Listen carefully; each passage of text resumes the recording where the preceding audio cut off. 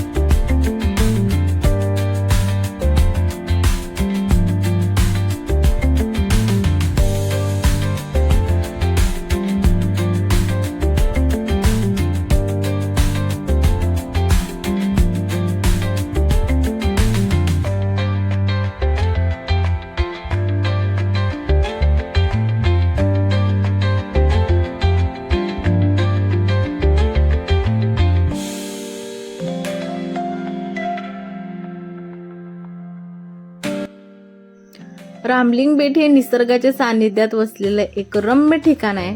येथे हिरवाई, नदीचे सुंदर दृश्य आणि शांत वातावरण पर्यटकांना आकर्षित करते। येथील प्रमुख आकर्षण म्हणजे काय तर इथलं प्राचीन मंदिर रामलिंगचं आणि त्यांच्या आसपासचा निसर्ग परिसर। पावसाळ्यात आणि हिवाळ्यात इथे विशेषतः खूप सुंदर वातावरण होतंय बरं का। फोटोग्राफर, कौटुंबिक सहल आणि निसर्गप्रेमींसाठी एक उत्तम ठिकाण म्हटलं तरी पण चालते। जर तुम्ही इथं कुठं आसपास आलात तर या ठिकाणी नक्की विजिट करा। येथील रामलिंग मंदिर हे भाविकांसाठी श्रद्धेचं स्थान आहे। अनेक भक्त दर्शनासाठी येत असतात।